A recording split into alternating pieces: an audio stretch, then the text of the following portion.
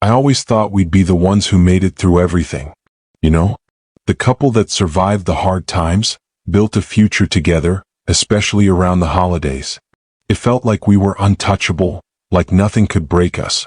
But here I am, sitting by the Christmas tree, my fingers curling into the soft fabric of the blanket, and I can't help but think how wrong I was. How naive. You know, I said almost to myself, barely above a whisper, I always thought we'd be the ones who made it through everything, especially the holidays. The words sounded hollow even to me.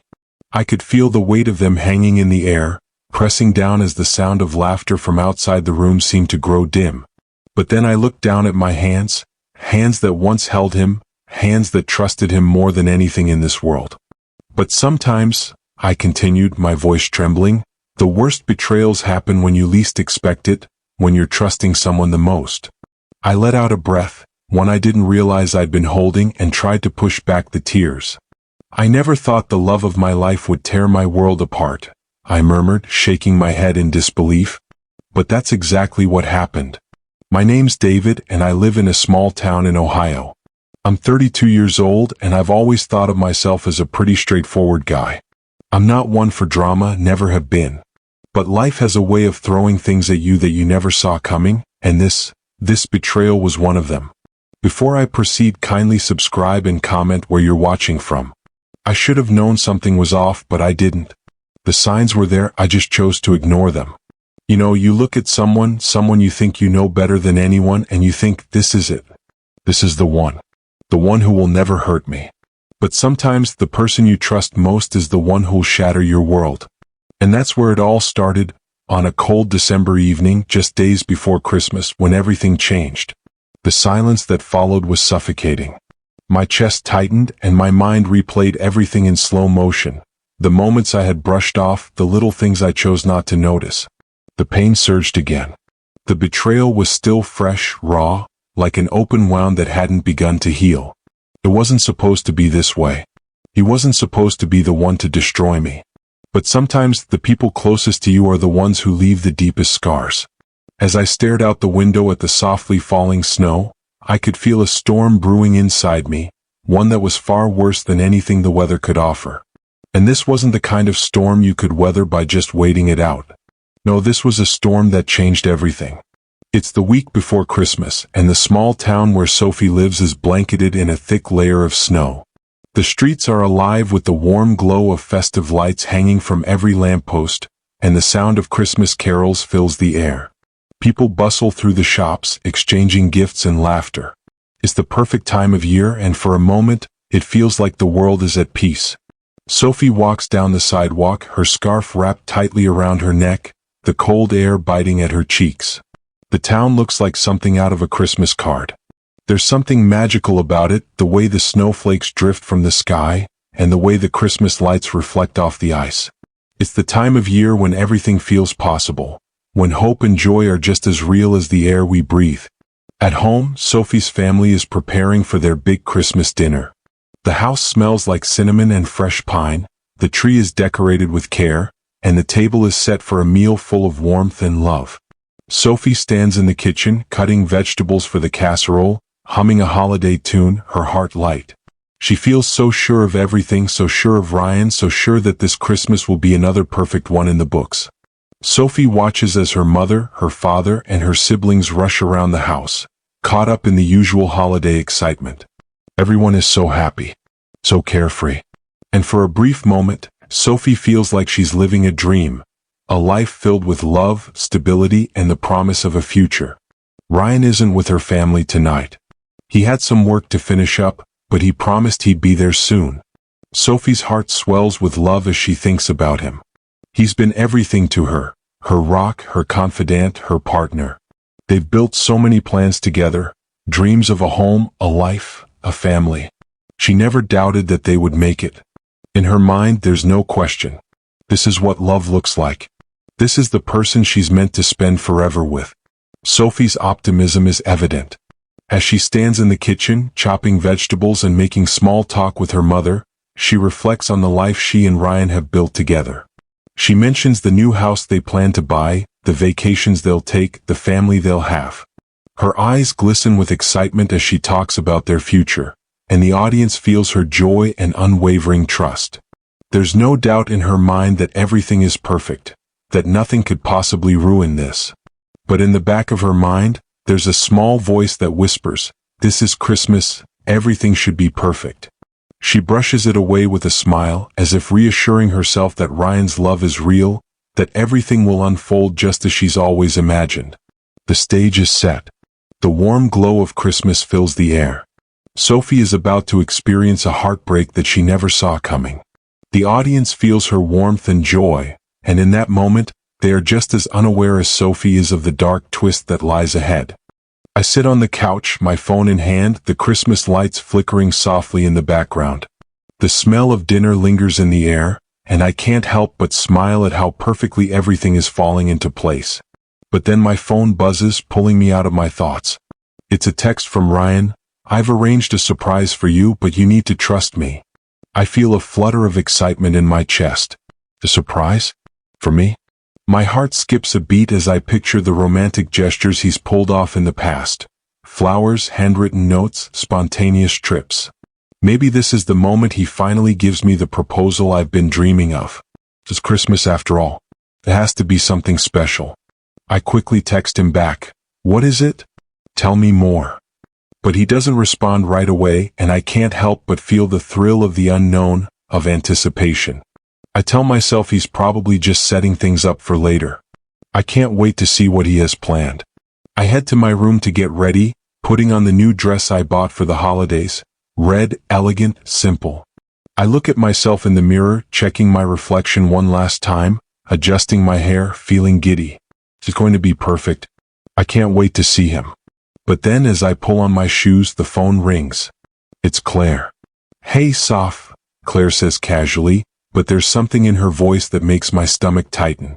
"How's everything going? Are you ready for the big dinner?" "Yeah, all set," I reply, trying to keep the excitement in my tone. "Ryan's running a little late, but he promised he'd be here soon." There's a long pause. "Listen, I don't mean to be the one to bring this up, but I think you should know something." "What? What's wrong?" My heart starts racing, a sense of unease creeping in. "I saw Ryan today," she continues carefully. "He was with someone. I don't want to say too much, but it didn't look like just a business meeting." I feel a cold wave rush over me, but I try to dismiss it. "Claire, what are you talking about? He's probably just busy, you know? It's the holidays. Things get hectic." "I don't know, Sophie. Just be careful, okay?" Her voice softens. "I'm just worried about you." The line goes silent for a moment. I can hear her breathing, but she doesn't say anything else. I try to shake it off, telling myself it's nothing. Ryan's been acting a little distant lately, sure, but maybe he's just stressed. It's Christmas. We've been planning so much for the future. There's no way he would hurt me. But something about Claire's tone stays with me as I hang up. It sticks with me like a gnawing feeling in the pit of my stomach. Later that evening, as my family and I sit down for the Christmas dinner, my phone buzzes again. It's Ryan. He says he's still tied up with work but will try to make it. I tell him it's okay and that I'll save him a plate. But deep down, a feeling of unease grows. As the evening wears on, I can't shake the feeling that something is wrong. Ryan has never missed a family dinner before, not even once. He always makes time, especially for the holidays. I try to ignore it, focusing on the warmth of my family around me, but I feel the absence of Ryan's presence like a heavy weight. The phone buzzes again, this time with a message from Ryan. "I'm so sorry, babe. Work ran late. I'll make it up to you tomorrow, I promise." But there's something about it that doesn't sit right with me. The message is too casual. Too easy. I can't quite put my finger on it, but my mind starts racing. I wait for him, phone in hand, checking the time every few minutes. I'm starting to lose hope when I see him walk through the door around 10 p.m. His coat is draped over his arm, his expression tight, like he's been in a rush. He doesn't smile like he normally does. He doesn't apologize for being late. Instead, he just walks straight to the kitchen, muttering something about needing to grab a quick bite. I can feel my chest tightening. This isn't like him. Not at all. I try to brush it off, pretending everything's fine, but as I sit across from him at the dinner table, I can't stop staring at him, trying to read his face. There's something different, something off. My heart aches as I realize I don't know him as well as I thought I did. Finally, I can't take it anymore. I put down my fork, locking eyes with him. Ryan, what's going on? You've been distant lately. You missed dinner. Why? He looks at me, eyes flicking to the side for a moment before he answers with that smooth, practiced tone I've heard too many times. I've just been busy, sophomore. You know how it is. Work's been crazy. I'm not convinced. There's a coldness in his voice, a distance that feels deliberate. It doesn't feel right. He's never brushed me off like this before. But I want to believe him. I want to believe that this is just a phase, that we'll work through it, that he loves me the way he always has. I try to ignore the nagging doubt that starts to eat at me, trying to convince myself that it's just stress. As I sit there, I can feel the tension rising between us. The warmth of the dinner, the laughter of my family, it all feels so distant now. The lightness of the holidays is fading, replaced by a quiet, gnawing anxiety. I want to trust him, I really do. But Claire's warning, the coldness in Ryan's voice, the way he's avoiding me, everything is stacking up. Deep down, I know something isn't right, but I can't bring myself to ask him directly. What if I'm wrong? What if I've misunderstood everything? I tell myself I'm being paranoid, that I'm just overthinking. But the more I try to push it away, the stronger the doubt grows. It sinks deeper with each passing minute. I want to believe in him. But I don't know if I can anymore. I can't shake the feeling that something isn't right. The unease has been gnawing at me for days now, and I'm exhausted from trying to pretend like everything's fine. Something inside me is screaming to confront it, to find out what Ryan is really up to. So, when he says he's leaving for work, again one evening, I make a decision I never thought I'd make. I'm going to follow him. I tell myself it's just to get closure, just to ease the nagging worry in the pit of my stomach. But deep down, I know it's more than that. I need to see with my own eyes. I need to confront the truth even if it shatters everything. I slip on my coat and leave the house quietly, watching him drive off from a distance. My heart is pounding in my chest. I know I shouldn't be doing this, but I can't stop myself. Not now. I need to know what he's really up to. I follow him for miles, trying to keep my distance, until he finally pulls into the parking lot of a luxury hotel downtown. The kind of place you only go for special occasions or, as it turns out, secret affairs. I park my car a little ways down the street, my hands trembling as I get out. I pull my scarf tight around my neck, the cold air biting at my skin, but it's nothing compared to the coldness spreading in my chest. My breath comes in shallow gasps as I make my way towards the entrance. As I approach the hotel, I see Ryan. He's standing at the entrance talking to someone. My heart stops for a moment when I realize who it is. It's Elena, a mutual friend. A woman I've trusted. A woman I thought of as a friend. And then I see it, Ryan's arms around her, pulling her close. They kiss. Time seems to stop as I stand there, frozen. The world around me blurs, and all I can hear is the pounding of my own heart. For a long moment, I didn't move. I just watched them, helpless and crushed. I don't want to believe what I'm seeing, but the evidence is right in front of me. The cold reality is too much to ignore. I don't know how long I stand there watching them. It could have been seconds or hours. My mind is racing, but my feet move on their own. Before I can think, I march into the hotel, my eyes locked on Ryan and Elena, who are now laughing and walking towards the elevators. I call his name. Ryan. It's barely a whisper at first, but it's enough to get their attention. Ryan turns slowly, a look of shock crossing his face when he sees me standing there. His expression falters for a split second before he tries to hide it. He glances at Elena and then back to me, his eyes wide. Sophie, what are you doing here? His voice is defensive, but there's no denying the guilt in it. You said you were working. My voice cracks as I step closer. I don't even know how I'm standing anymore. Everything is spinning, but I can't stop myself. What is this? What is going on? Ryan opens his mouth to respond, but Elena steps forward, her eyes hard as she crosses her arms. You want to know the truth, Sophie? She says, her voice icy. He's been planning to break up with you for months. He's been seeing me behind your back for even longer, and he's been draining your savings to fund our life together. I feel the world fall out from beneath me. I can't breathe. My mind refuses to process what I've just heard. I look at Ryan, waiting for him to deny it, to tell me this is some kind of mistake, but he doesn't. He just stands there, his face expressionless. I didn't want to hurt you, Sophie, Ryan says finally, his voice low. I thought I could wait until after Christmas. I didn't want to ruin the holidays for you. The words hit me like a punch to the gut. They echo in my head, replaying over and over again as if I'm trapped in some nightmare I can't wake up from. He was planning to leave me. He was with her.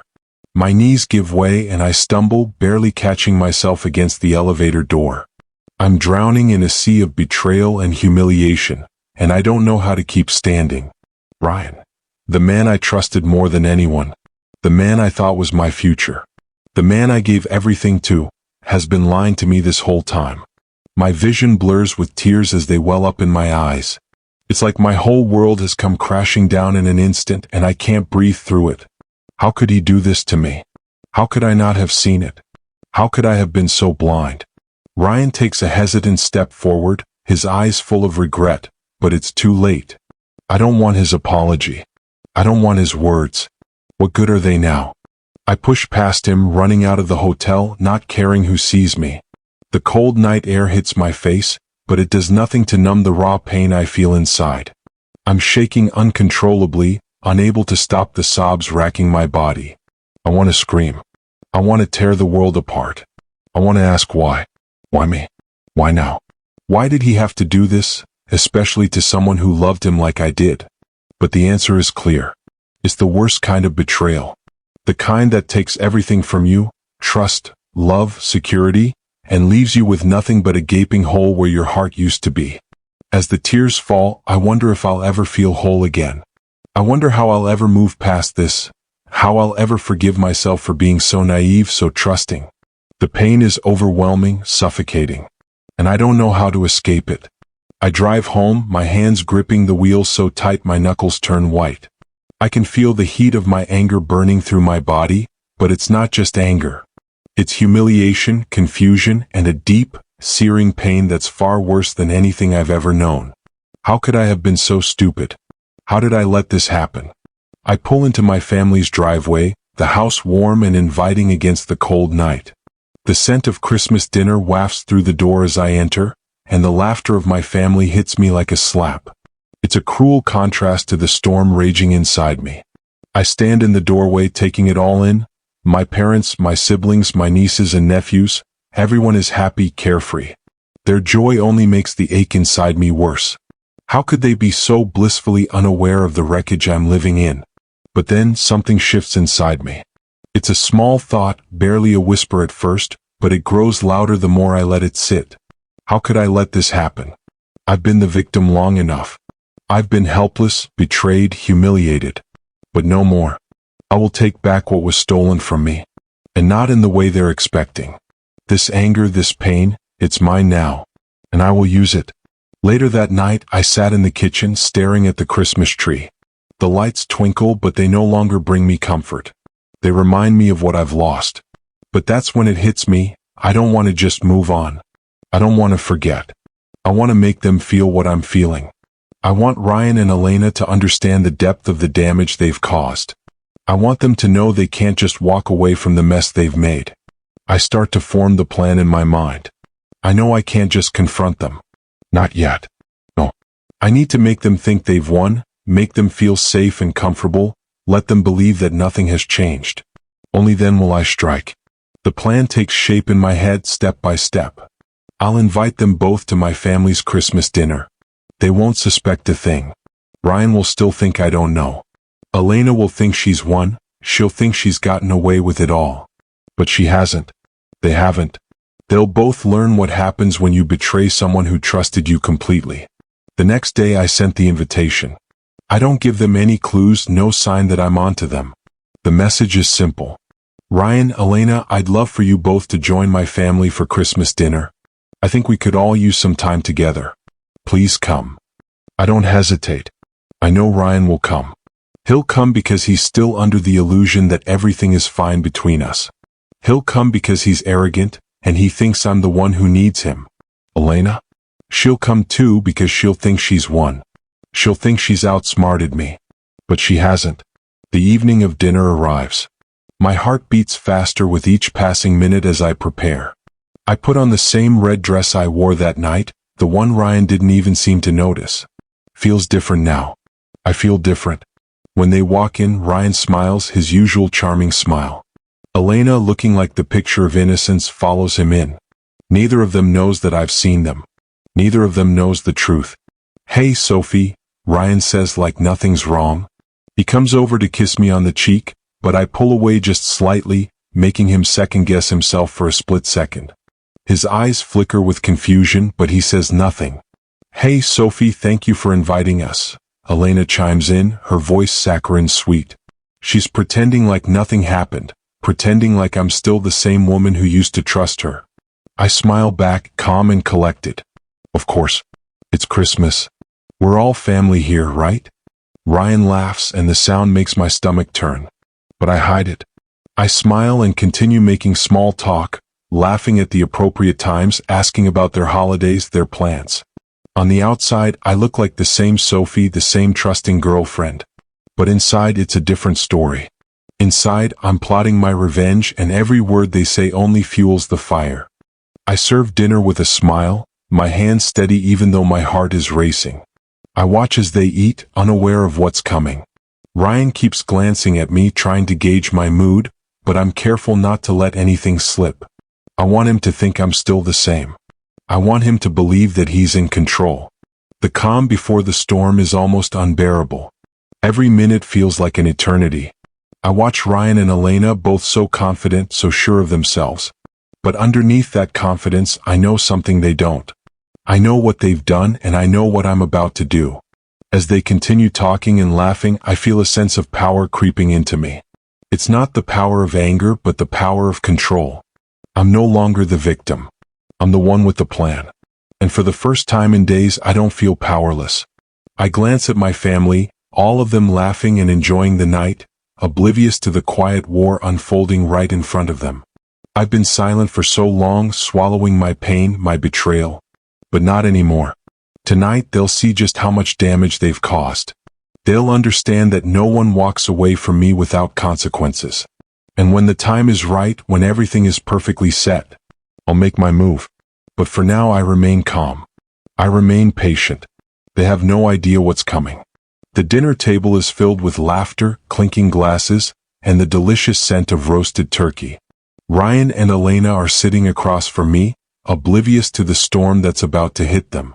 My family is enjoying the festive cheer, completely unaware of the darker truth swirling around us. The contrast between the warmth of the room and the coldness inside me feels suffocating. I keep my smile in place, my mind swirling with thoughts of what's coming. I know they think they've won. Ryan, the confident liar, and Elena, the manipulative lover, are so wrapped up in themselves that they have no idea they're about to lose everything. I've played my part well, calm, collected, the perfect hostess, but inside I'm counting the seconds. As the conversation drifts into lighter topics, I seize the moment. "I'd like to propose a toast," I say, raising my glass. My voice is steady, controlled, but the words I speak carry more weight than anyone realizes. To new beginnings, to honesty, and to the truth, no matter how hard it is to face. I hold their gazes just long enough for the tension to seep into the air. The toast feels heavy, and for a moment the room goes silent. Ryan's eyes flicker with uncertainty. Elena gives a small smile, but there's something off about it, like she senses the shift in the room. I lower my glass, and without missing a beat, I slide a document onto the table in front of Ryan. The sound of the paper hitting the table is louder than it should be, cutting through the clatter of silverware and chatter. Ryan's eyes snap to the document, and I see his jaw tighten as he reads the bold heading, "Legal Agreement, Joint Accounts Frozen." I watch him, the man who once promised me forever, now trembling under the weight of his betrayal. I've done everything calmly, deliberately, and as the minutes tick by, the enormity of what I've done settles in. The document is clear. It's a legal action freezing our joint savings, and it's a notification that I'm pressing charges for fraud and theft. Every penny he took from me, every lie he told is now accounted for. Ryan looks at me, his face ashen, the blood draining from his face. His mouth opens but nothing comes out. He stares at the paper, his hands shaking as he picks it up. Elena, too, is frozen, her expression shifting from cocky to panic. It's happening. The house of cards they built together is falling apart, and they have no idea how to stop it. The air is thick with silence, and I can hear the quiet rustle of clothes as everyone shifts uneasily in their seats. I stand up, taking a slow, deliberate breath, and I watch as Ryan and Elena glance at each other, still processing what's happening. I should have told you sooner, I say, my voice a quiet but sharp edge. But I think you'll appreciate knowing that I've been recording everything. Their faces change in an instant. Or realization. I pull out my phone, the one I've kept hidden, and press play. The speakers crackle for a moment before Ryan's voice fills the room. I've been waiting for the right time to end things with Sophie. She won't suspect a thing. I'll get everything from her, then Elena and I can finally be together. The room goes dead silent. The sound of Ryan's voice echoes in the air, undeniable, unforgiving. I swipe through a few more recordings, conversations, lies, stolen moments, and let them play.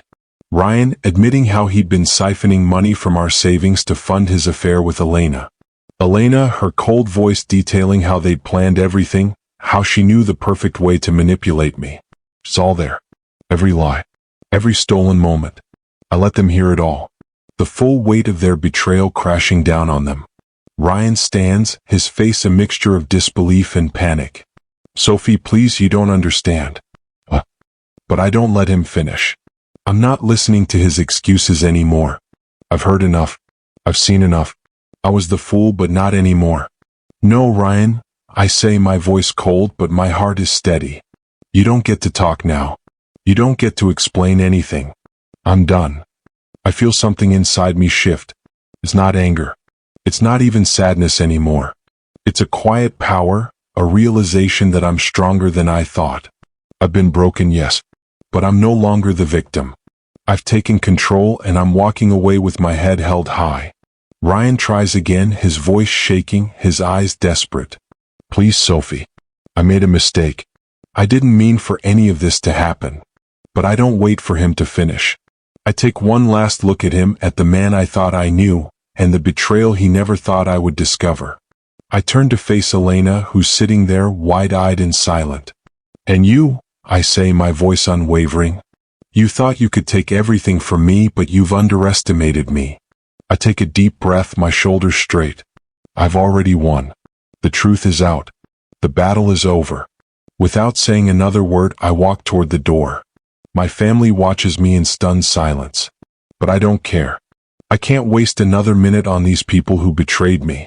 They don't get the privilege of my time anymore. The last thing I hear as I walk out the door is Ryan calling my name, but it's too late. The damage is done. The man who once held my heart can't fix what he's broken. And Elena? She'll have to deal with the consequences of her actions too. I don't look back. The cold night air hits my face as I step outside, but it doesn't feel cold anymore. For the first time in days, I feel free. I feel whole again. And no matter what happens from here, I know I'll never be the same. But that's okay. I'm stronger now. And for the first time, I'm ready for whatever comes next.